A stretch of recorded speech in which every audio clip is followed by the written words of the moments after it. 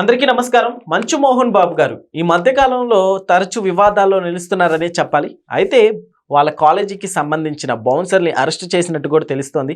ఒకసారి ఇష్యూ గురించి వివరం తీసుకునే ప్రయత్నం చేద్దాం. ప్రస్తుతం స్టూడియోలో జర్నలిస్ట్ జగదేవ్ గారు ఉన్నారు. వెల్కమ్ చెప్దాం. హలో సార్, నమస్కారం. హాయ్ జగేష్, నమస్తే. ఎస్ సార్, ఇప్పుడు మంచు మోహన్ బాబు గారు అంటే ఈ వివాదాలు ఎక్కువ నడుస్తున్నాయి ఈ మధ్య కాలంలో. అట్లనే బౌన్సర్లు కూడా అరెస్ట్ అయినట్టు తెలుస్తుంది. ఏంటి సార్ ఇష్యూ? మీరు అన్నట్టు మోహన్ బాబు గారు టైం బ్యాడో ఏంటో తెలీదు. ఆ మధ్యన మనోజ్ గారు ఆ విషయము, తర్వాత ఒక టీవీ వీడియోగ్రాఫర్ని కొట్టారనే విషయము, రకరకాల యాంకర్ జర్నలిస్ట్ని కొట్టారని పెద్దగా రభస్ చేశారు. మోహన్ బాబు గారి అంశము గత ప్రభుత్వం వైసీపీ ప్రభుత్వం ఉన్నప్పుడు కూడా ఫీజు రీయింబర్స్మెంట్ సంబంధించిన ఫీజులు బకాయిలు ప్రభుత్వం చెల్లించలేదు. వైకాపా తెలిసిందే కదా, అన్నీ మింగేశారు కదా, ఎవరికి ఇవ్వలేదు, పంచాయతీ నిధులు ఇవ్వలేదు, ఆఖరికి దేవుడు మాన్యాలు, దేవుడు హుండీలో డబ్బులు కూడా తినేశారు. అంటే రకరకాలుగా మళ్ళీ ఏంటి సిన్సియర్గా ఏది స్కాములు చేయని వాళ్ళలాగా అన్నీ ల్యాండ్ స్కామ్ చేశారు, ఇసుక స్కామ్ చేశారు, లిక్కర్ స్కామ్ చేశారు, నెయ్యి స్కామ్ చేశారు, పట్టు వస్త్రాలు స్కామ్ చేశారు, ఆడుదాం ఆంధ్ర పేరుతో స్పోర్ట్స్ కిట్లు స్కామ్ చేసి అన్నీ ఏది వదలలేదు, అన్నీ A to Z చేసేశారు. సో ఇవ్వకపోవడం వల్ల మోహన్ బాబు గారు మేబీ విష్ణు గారి శ్రీమతి జగన్మోహన్ రెడ్డి గారి రిలేటివ్ అనేదో కజిన్ అవుతుంది, ఆమెకు వరుసకి చెల్లెలేదో అవుతుంది.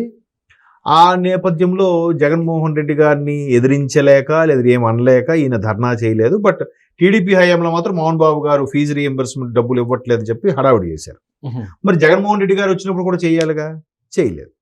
సో మొత్తం మీద ఏమైందో తెలియదు. తర్వాత మనోజ్ గారి విషయము, మనోజ్ గారి మీద కూడా మోహన్ బాబు యూనివర్సిటీలో ఇబ్బందులు ఉన్నాయి, అదే శ్రీ విద్యానికేతన్లో ఏదో సమస్యలు మనోజే క్రియేట్ చేస్తున్నారని ఒక వదంతులు, దాన్ని విష్ణు అడ్డుకుంటున్నారని ఒక వదంతులు, లేదు అసలు విషయం ఏంటంటే మనోజ్ ఎందుకు గొడవ చేశారంటే ఫీజుల కోసమే మనోజ్ గొడవ చేశారని ఒక రకరకాల మరి రూమర్సా వాస్తవాలా తెలియదు. అక్కడ వాళ్ళని అడిగితే లేదు లేదు నిజమే అని అంటారు. మనోజ్ గారు ఫీజులు ఎక్కువ పెంచుతున్నారని అడ్డుకుంటున్నారని, లేదు కాలేజీ అట్మాస్ఫియర్ను భ్రష్టు పట్టించడానికి మనోజ్ వచ్చారు కాబట్టి ఆయన దూరంగా పెట్టామని ఇంకొంతమంది.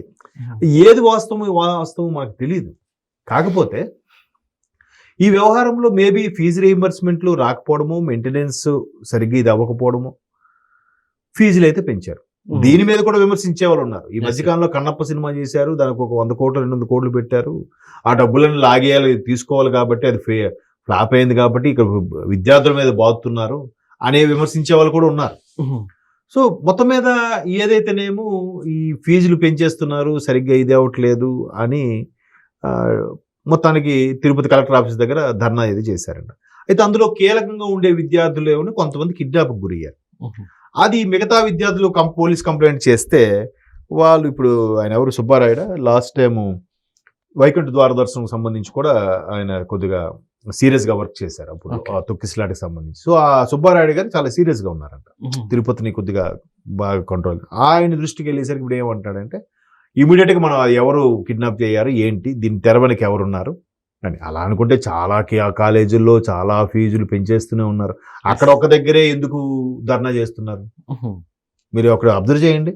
ఇప్పుడు మా పిల్లల పాఠశాల ఉంది, పేరు అనవసరం, ప్రతి సంవత్సరం యావరేజ్ ఒక టర్మ్ మీద 2000-1500 పెంచేస్తున్నారు.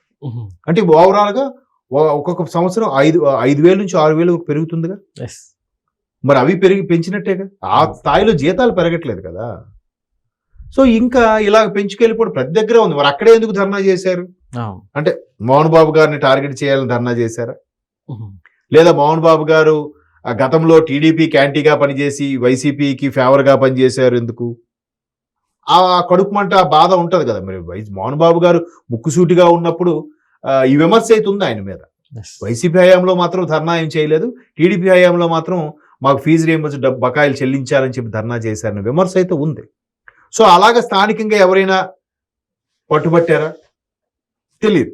సో ఇవన్నీ ఎందుకు బేరీజ్ వేసుకోవాల్సి వస్తుందంటే మోహన్ బాబు గారు ఈ మధ్యకాలంలో వివాదాల్లో ఉంటున్నారు, ఎక్కువగా ఇష్యూస్ అవుతున్నాయంటే ఇవన్నీ ఏ వివాదం వచ్చినా, మనోజ్ గారి వివాదం వచ్చినా, విష్ణు గారి వివాదం వచ్చినా మరలా ఆ మదనపల్లి తిరుపతి నుంచి మదనపల్లి వెళ్ళే రోడ్లోనే పీలేరు మదనపల్లి వెళ్ళే రోడ్లోనే శ్రీ విద్యానికేతన్ మోహన్ బాబు యూనివర్సిటీ ఉన్నాయో దానికి లింకప్ గానీ ఏ వార్త అయినా హల్చల్ అవుతుంది. మీరు అబ్జర్వ్ చేయండి.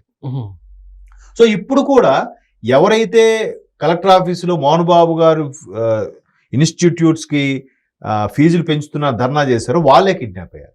తీరా పోలీసులు చెప్పాను కదా, ఎస్పీ సుబ్బారాయుడు గారు సీరియస్గా తీసుకొని కిడ్నాపర్స్ ఎవరంటే దగ్గరలో నారావారిపల్లిలో, అంటే మన ముఖ్యమంత్రి గారి స్వగ్రామం కదా, నారావారిపల్లి దగ్గర వాళ్ళు కిడ్నాపర్స్ దొరకడం, తీరా చూస్తే వాళ్ళందరూ బౌన్సర్లుగా గుర్తించడం. ఆ బౌన్సర్లు ఎవరో కాదు, మోహన్ బాబు అది యూనివర్సిటీకో లేదా ఇన్స్టిట్యూట్కో బౌన్సర్లుగా పనిచేసిన వ్యక్తులైనటువంటి వాళ్ళు. మరి ఖచ్చితంగా డౌట్ ఎవరి మీద వస్తుంది? మోహన్ బాబు గారి మీద, విష్ణు గారి మీద వస్తుంది కదా. సో ఇప్పుడు ఆ యాంగిల్ దర్యాప్తు చేస్తున్నారు. లేదా ఇంకో రకం కూడా అయి ఉండొచ్చు, మనకి ఏది వార్త పూర్తి తెలియదు. పోలీసులు దర్యాప్తు జరుగుతుంది, ప్రెస్ మీట్ పెట్టే వరకు కూడా, బులెటిన్ రిలీజ్ చేసే వరకు మనకేమీ తెలియదు. కావాలని అక్కడ ఉన్న వాళ్ళు మోహన్ బాబు గారిని ఇరికించాలని పై స్థాయికి తెలకుండా కింద స్థాయి వాళ్ళు కక్కుర్తుపడి వీళ్ళే ఫీజులు పెంచేసి ఓవర్ యాక్షన్ చేస్తున్నారేమో. కొన్నిసార్లు వీళ్ళే అన్ని చూసుకోరు, అక్కడ ఒక ప్రిన్సిపాల్ను కరస్పాండెంట్ని ఎవరినో అపాయింట్ చేస్తారు. వాళ్ళు జిమ్మిక్లు ప్లే చేసి ఒక పావలా పెంచి 10 పైసలు వెనకేస్తున్నారేమో. పేరు పోతే మోహన్ బాబు గారి పేరు పోతుంది, అమౌంట్ వస్తే మన ఖాతాలోకి వస్తుంది కదా. అలాగా ఉండొచ్చు, అంటే దెర్ ఇస్ ఎ ఛాన్స్. ఇప్పుడు కొంతమంది ఎలా తెలుసా, మేనేజ్మెంట్ ఉంటుంది కానీ మేనేజ్మెంట్ ఇన్వాల్వ్ అవ్వదు. వీడియో కరెక్టరా, వీడైతే కరెక్ట్గా వసూలు చేస్తాడు, బాబు నీకు ఎంత టార్గెట్ ఇస్తున్నాం, ఈ ఇయర్ 2 కోట్లు కలెక్షన్ అనుకో, విద్యార్థుల నుంచి రావాల్సిన ఫీజు బకాయిలు, అంటే మెయింటెనెన్స్కే పోతుంది అనుకోండి, ఇలా 2 కోట్లు, 1 కోటిన్నర వరకు పోతుంది. ఎందుకంటే ఫీజులు, మెయింటెనెన్స్, ఫీజులు కాదు, ఉద్యోగుల జీతాలు, ఎలక్ట్రిసిటీ బిల్లు, ఇవన్నీ కూడా.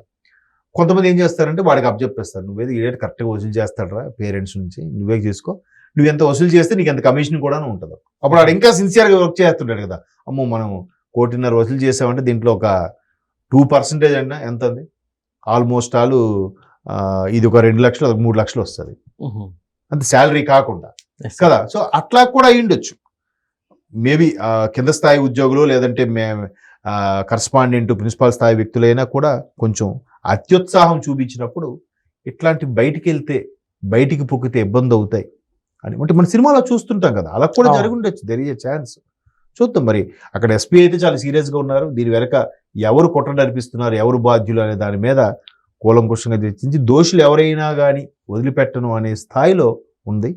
మేబీ ఆయనకి ఇదొక తలకి బొప్పు కట్టే వ్యవహారం. ఎందుకంటే రీసెంట్గా ఇండస్ట్రీకి వచ్చి 50 ఏళ్ళ సందర్భంగా రజనీకాంత్ లాంటి సూపర్ స్టార్స్ వచ్చి ఆయన సన్మానించడం, అవన్నీ మనం చూసాం సోషల్ మీడియాలో. సో ఈ ఆనందం చివరి స్టేజ్లో ఎంతో ఉత్సాహంగా ఆనందంగా ఉండాల్సిన వ్యక్తి మరోవైపు ప్యారడైజ్ సినిమాకి 5 కోట్ల రెమ్యునరేషన్ తీసుకున్నారని కూడా నిన్న మొన్న మాట్లాడుకున్నాం. సో అంత మంచి నటుడుగా మాత్రం దెర్ ఇస్ నో డౌట్, ఆయన 100% కంప్లీట్ యాక్టర్. కానీ ఇలాంటి వివాదాలు రావడం వల్ల ఆయనకి ఈ ఏజ్లో కొంచెం ఇబ్బందికర అంశాలే. బట్ మరి పోలీసులు ట్రేస్ చేసింది ఏమని వార్త వెలుగులోకి వస్తుందో let us wait and see. Okay sir, thank you.